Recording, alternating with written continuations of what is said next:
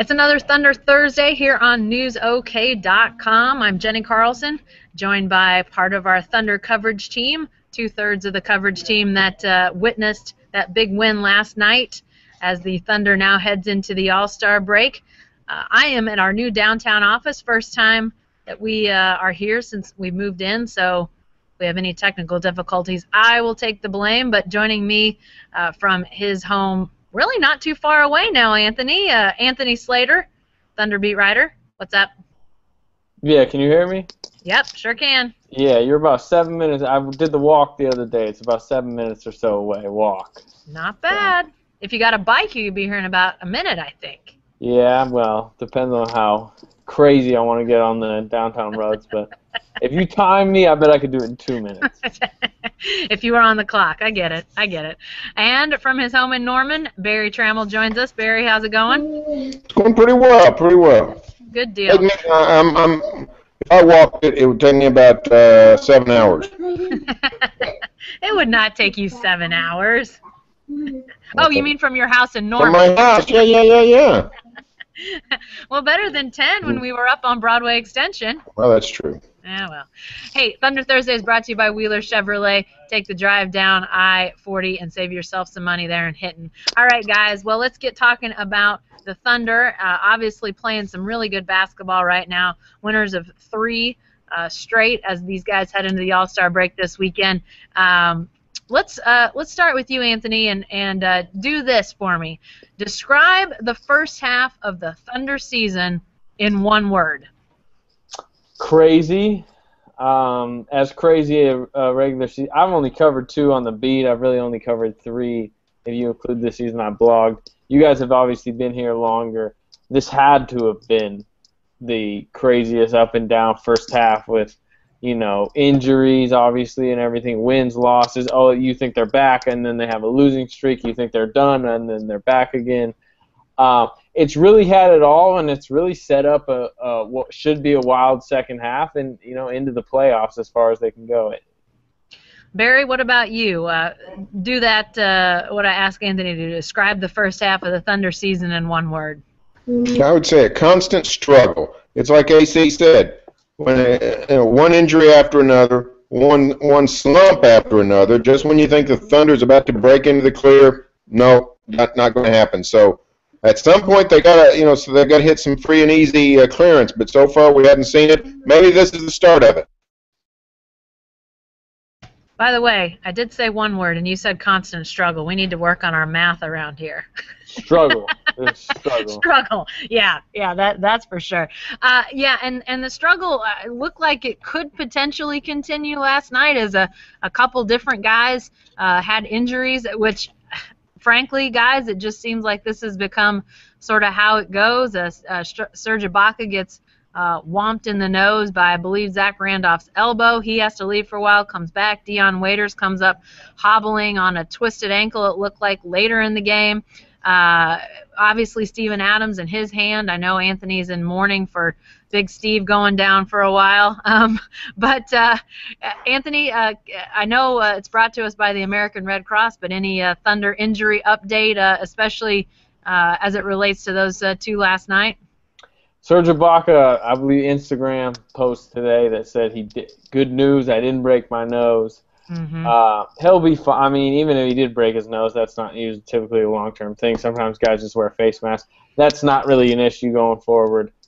Durant, we'll see. We'll see how much he does at All-Star Weekend. I mean, it sounds like it's just a soreness thing. It's not a structural or a refracture type deal, at least at this point. He was limping pretty bad last night, as bad as we've seen since the surgery. But, he's talking about maybe playing in the All-Star game. So I think he can and should probably, maybe get 10 to 15 minutes in the All-Star game this weekend. And I think if he does play in it, that's a good sign that it really just is a soreness thing that he may have to deal with the rest of the season. He may have to deal with the rest of his career. Who knows? It's a concern, but I don't think it's as heavy of a concern as we might have thought in the fourth quarter last night. Well, Barry, let's talk about KD's foot for just a second because you guys saw him hobbling around. Everybody that was at the peak saw him hobbling around, really hard to miss. Then he's got the big ice pack essentially around his foot on the bench. Scott Brooks saying after the game that if it was more than sore, he wouldn't have played. So this was just strictly a soreness issue. But how troubling is this in your mind, Barry? Oh, it's a little bit concerning because of what we've seen. The plagues of Egypt seem to be descending on Egypt with the Thunder. So Serge Ibaka gets hit in the head, and you think he's probably got a concussion, knocks him out 2 weeks. Durant's limping, so he's out a month. You just come to believe the worst, but I think it's going to be okay. I actually buy Scotty Brooks' story about the soreness. When you come back from an injury, it does develop some soreness. And he's played such off and on basketball. If he'd been able to play straight since the surgery, it might be one thing. But he's had the off and on going on, so I can buy that. Yeah, and like you mentioned, the reason why everyone's so concerned is because of what Durant's been through. If he started limping in a February game last year, people would have been like, oh yeah, well he's got a little maybe twisted an ankle or something. Yeah, definitely so. Hey, Barry, Anthony mentions that he feels like Durant may get in the 10 to 15 minute range, or maybe could. I don't know what you want to say there, but what are your feelings about his All-Star game participation? Well, if he plays more than 15 minutes, there needs to be an investigation.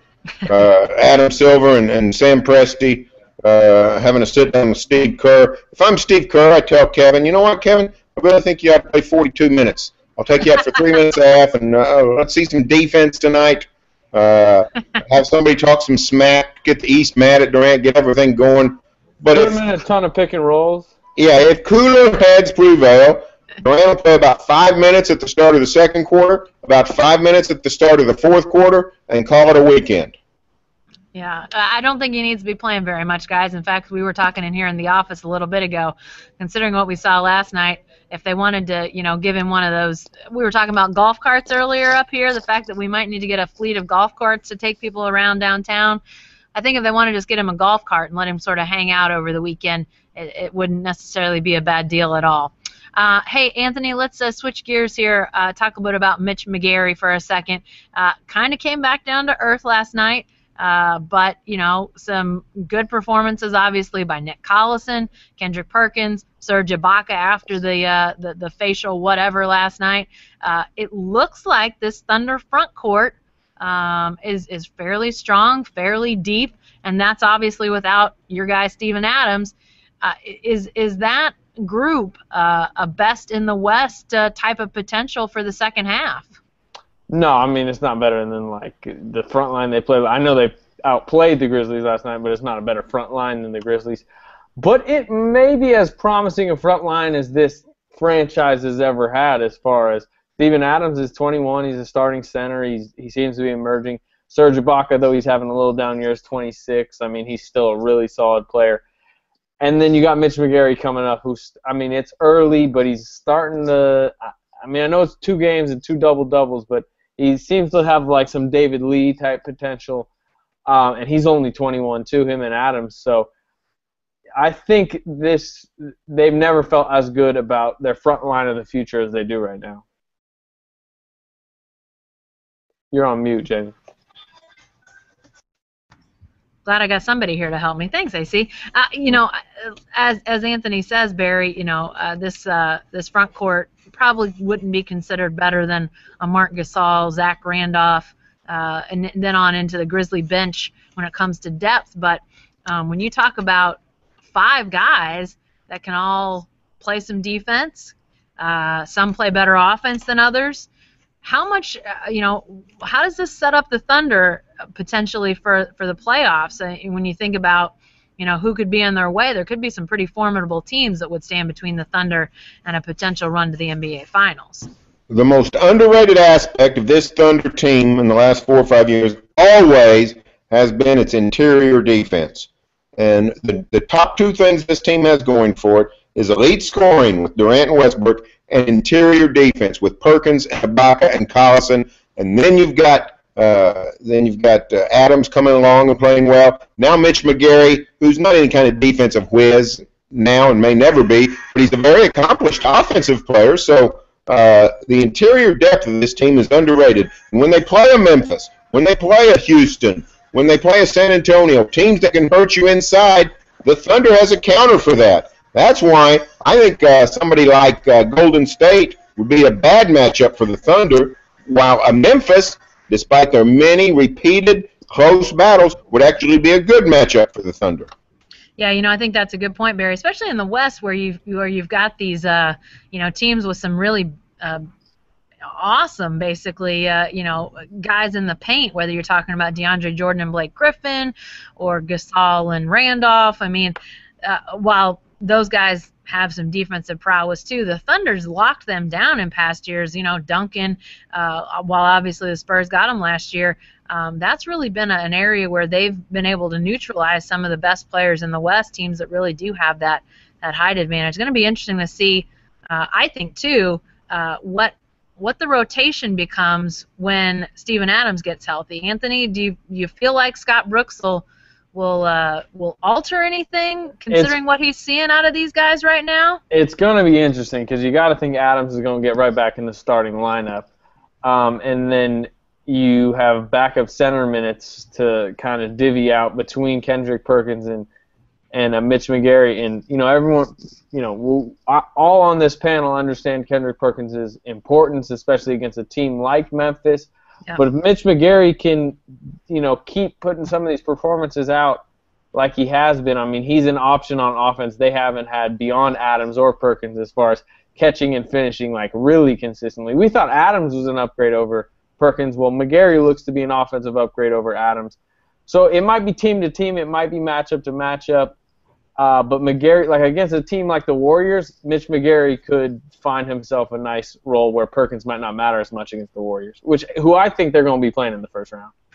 Barry, does Scott Brooks give any pause to, especially the way these guys played defense last night? I mean, I know Memphis is no offensive juggernaut, but still, with the guys that they've got inside, the way that the Thunder played, does Scott Brooks give any pause to the idea of maybe going back to Kendrick Perkins as a starter instead of Steven Adams? I'm not even going to ask AC because I know the answer from him. Don't stunt the growth. I don't think so, but it's a fabulous question. It's a fabulous question because the truth of the matter is Perkins played excellent last night. He was plus 26 in the plus minus, and I think he had a bigger plus than he had minutes played. Wow. So, when Perk was on the court last night, good things happened. That's generally the way it is against Memphis, though. Yeah, I mean Perk is made for the Grizzlies, and AC's right. Against the Warriors, he's really not much use because they don't really have any inside scoring. So I think it's team to team. I doubt Perk gets back in the lineup if Adams returns, but I do think he'll play a bunch. Yeah, to me it's team. To me, Adams is your best two-way center. He can play defense. He can play offense. He starts. And then if you play a Warriors team, well, you need an offensive running type center. You play McGary. You play a team like the Grizzlies, you need more defense. You play Perk. That's how I kind of think it'll work out the rest of the year. Hey, guys, for folks who are watching us, newsok.com/live is where you're watching, and you see that we've got a little chat window over there. If you've got questions, comments, feel free to jump on in there. We've got a couple. Grant says, for him, the Thunder season in one word is uncertainty, which I think is reasonable. DW's got a question, though, and this definitely leads into our next area, which is now that we're at the midseason point, as we head into All-Star Weekend, we can talk about midseason awards, and DW wants to know picks for the MVP. Barry, let's start with you. Who is your MVP at this point? Well, it's not a very innovative selection. Mine neither. But to me, it's clearly LeBron James, for crying out loud. Oh, never mind. That's not mine. If anybody wants to pick somebody besides LeBron, they're going to have to give me a really good reason. Now, there's other good candidates: James Harden, Steph Curry. Not anybody. I think you can make a.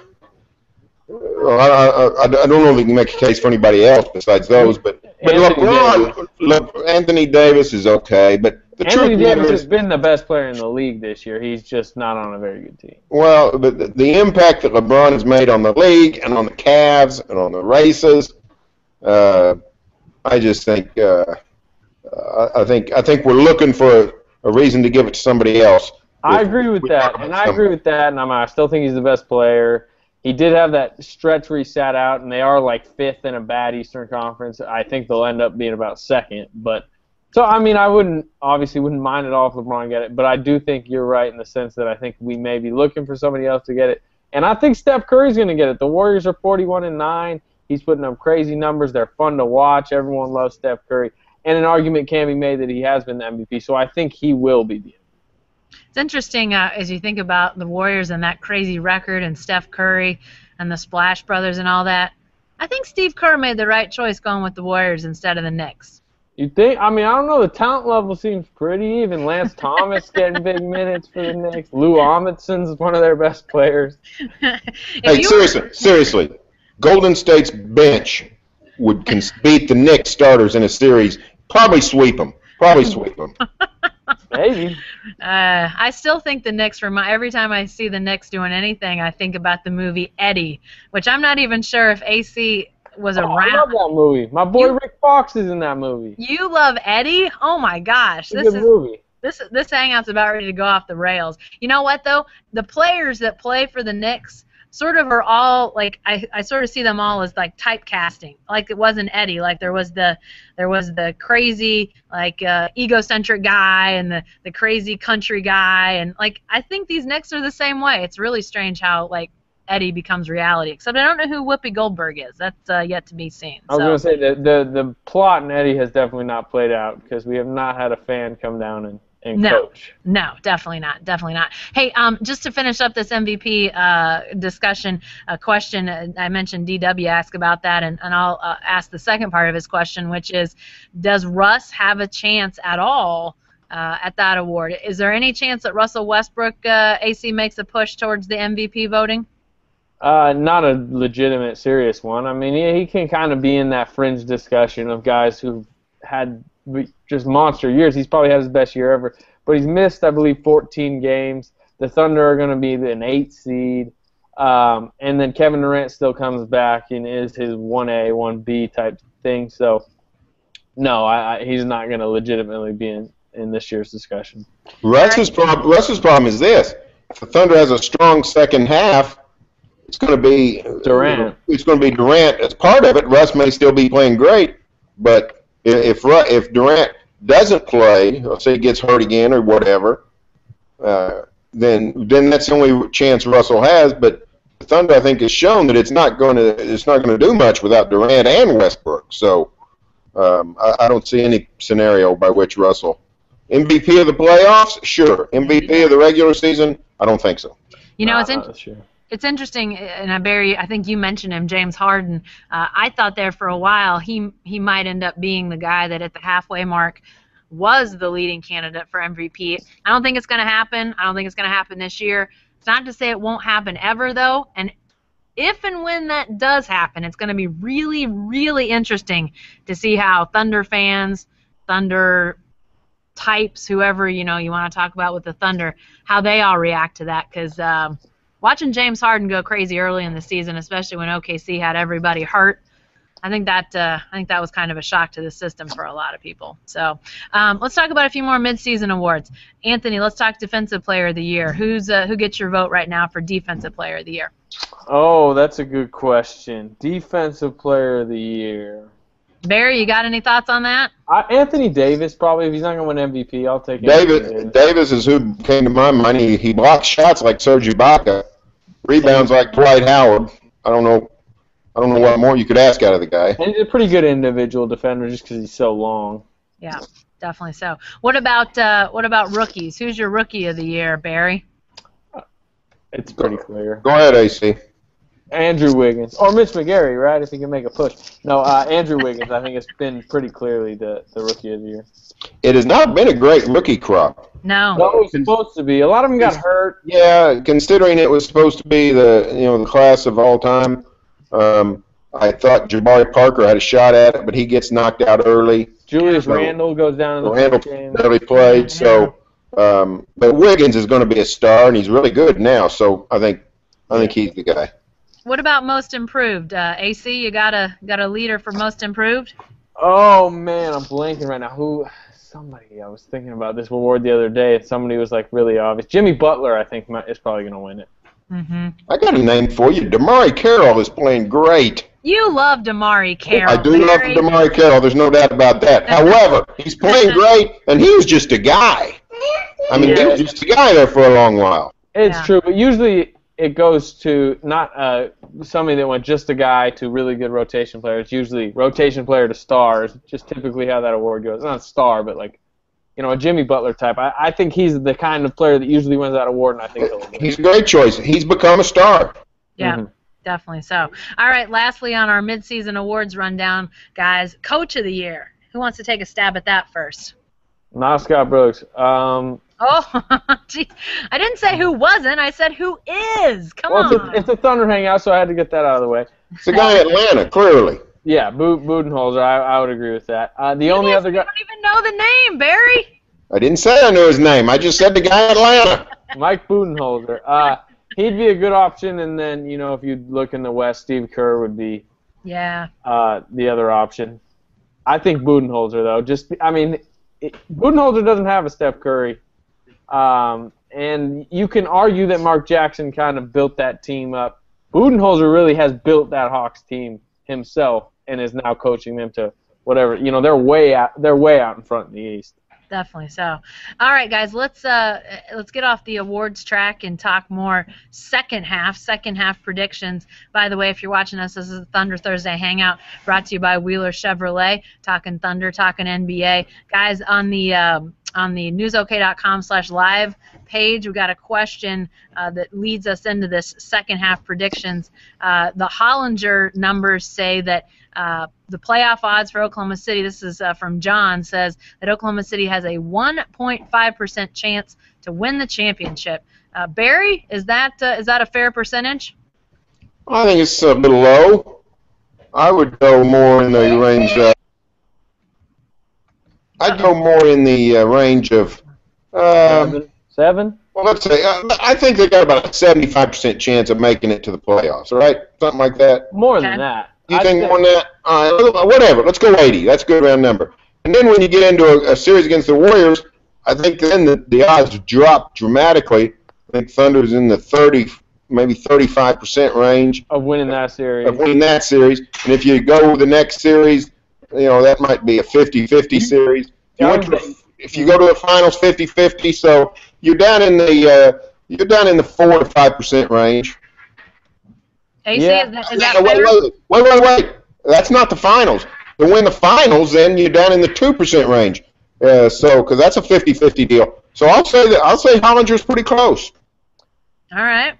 Yeah, I think the Hollinger thing doesn't take as much into account. Like, hey, they had a ton of injuries, but now they have their full team back. It's just more. This team is 27-25. They've scored this many per possession. Blah blah blah. So I agree. I'd say.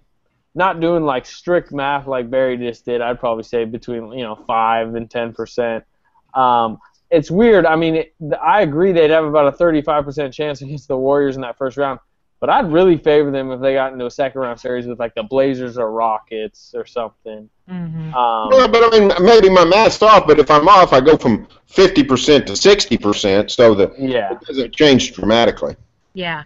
Well, I mean, you guys are right, because it does look like that first round series would be against the Warriors. That's where the Thunder can really figure out a way to kick it into gear and even get to the 7 seed. It would be huge when it comes to their playoff odds. We talked about that on the podcast that should be dropping right about as we speak today. It's really unlikely that they get to the 7. I believe they're 6.5 behind the Clippers and 6 behind the Spurs. I don't think they're going to be 6 games better than the Spurs in the second half. And I know Blake Griffin's out, but Clippers would really have to fall off. So really, to me, is looking like they're going to get the 8 and the Warriors are going to get the 1. It's setting up like that. Wow. Is at this point, are you guys firmly in the Thunder in the playoffs camp? Yeah. The Pelicans are 1 game back of the Thunder. Anthony Davis is having some injury issues. They just don't have enough around him, so I've kind of already eliminated them in my mind.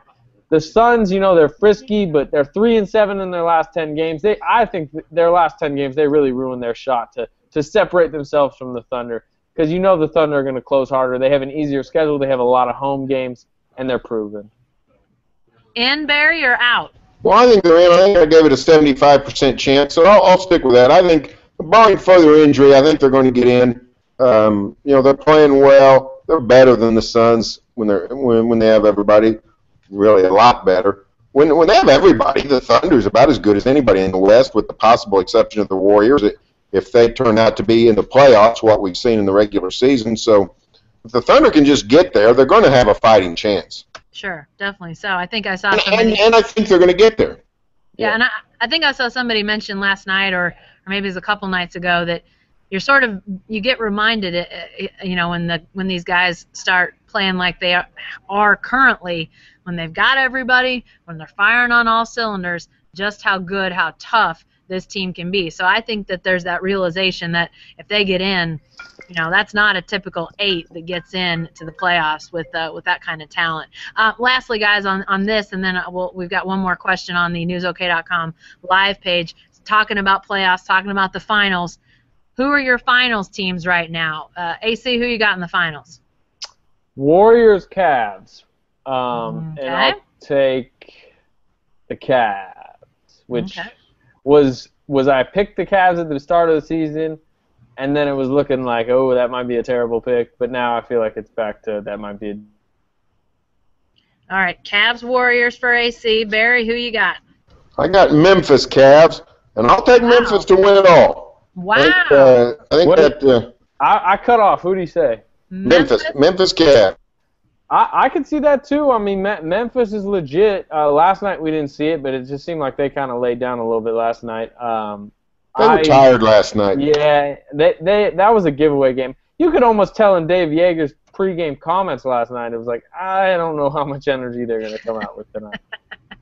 Hey, lastly, guys, before we finish up, trade deadline fast approaches, and Tavia888, who I don't know what that all means, has a question on the chat live page that says, Reggie Jackson, Jeremy Lamb, Perry Jones, who's more likely to be traded this week?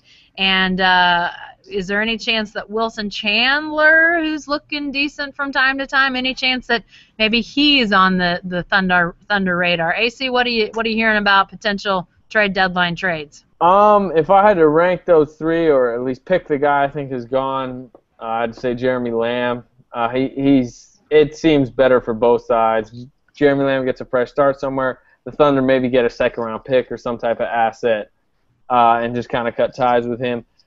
After that, I mean, Perry Jones could be used in a package, and I wouldn't be surprised if the Thunder used him in a package. But he still sometimes comes in and plays occasionally. And, if Durant has some injury issues, he kind of does become somewhat important.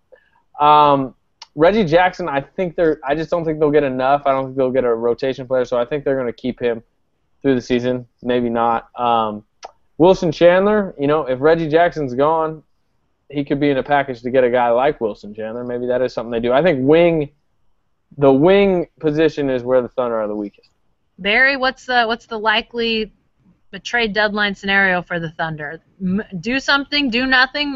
What are we going to see out of this team? I think it's most likely they do nothing. Of those 3 guys mentioned, I think it's most likely that Perry Jones is gone for this reason. I don't think the Thunder can get enough to warrant trading Jackson. I think AC is right. And I don't think anybody wants Jeremy Lamb. Well, Perry Jones has some value. He's had some games this year where you thought, hey, this guy's an NBA player. He's big. He's athletic. He's a prince of a guy. I think there would be some teams interested in Perry Jones. If you're the Sixers, though, do you not say, well, we have 9 second-round picks the next 2 years. Here's 1 or 2 of them, Thunder. We'll take a chance on Jeremy Lamb. He has had some he's had some 20-point nights. I'm not saying he's going to be an NBA player, but why not roll the dice with a couple second-round picks if you're the Sixers? Hey, laughing at me, Barry? I think he was laughing at you, or maybe. No, I was laughing at old names. I I don't think the Sixers have any interest in Jeremy Lamb. I'm just saying there's got to be some team that, hey, here's a second-round pick, we'll take a chance. Some team, yes. The Sixers, no.